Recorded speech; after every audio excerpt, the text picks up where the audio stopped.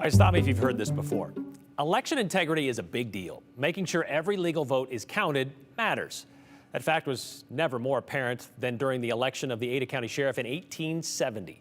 An election decided by a black man, the first black man to cast a ballot in Idaho. It's a story we first told you last year, but there is a reason for our redial so soon. In the northwest corner of Morris Hill Cemetery, known as Section 1, there are many stones marking spots for those deceased. Names like Wyman, Peacock, or Kelly. One name not noted, at least one grave left unmarked in this plat of plots, one John West, who died in October of 1903. John West was a black man who was a resident of the Boise area. One of our dearly departed, worthy of distinction. Well, this story goes back really to territorial days, to an election in 1870. During this election, they were voting for Ada County Sheriff. It was an election where William Bryan was leading Lute Lindsay by a count of 419 to 418. But there was one ballot that hadn't been counted. It was the ballot of John West. Why hadn't West's vote been counted?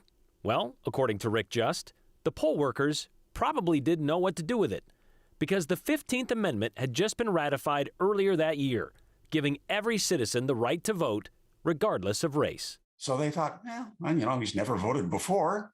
Now he's voting. So they set it aside. His vote was not counted originally just because he was a black man. Then there was the bit about being able to read his ballot. What the issue was at that point was they were writing the names in. And we're not all perfect spellers, and a lot of those people got those names wrong. So this was kind of like basically a literacy test to vote. Well, in a sense, it was. That's a good point. So it sounds like they're like, well, he's a black man, so we can't count his vote. Oh, wait, yes, you have to. Oh, well, it looks like he didn't spell the name right. Oh, wait, yes, he did.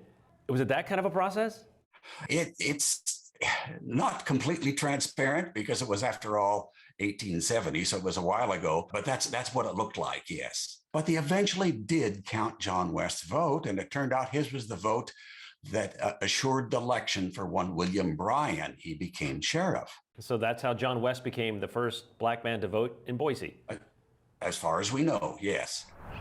As for that unmarked grave, well, the goal is to have it marked, finally, for John West to no longer remain unknown. We want to give a little clue to why he's important, and I think maybe something to put on the headstone would be what the Idaho statesman called him was the Dean of Colored Pioneers in Idaho. Well, guess what? The money for that marker to John West was raised in just one day, which is why we now have an update to the story. John West, the man who would one day serve as a porter at the Statehouse and master of the legislative cloakroom, now has a gravestone in Section 1 of the Morris Hill Cemetery, 120 years after his death.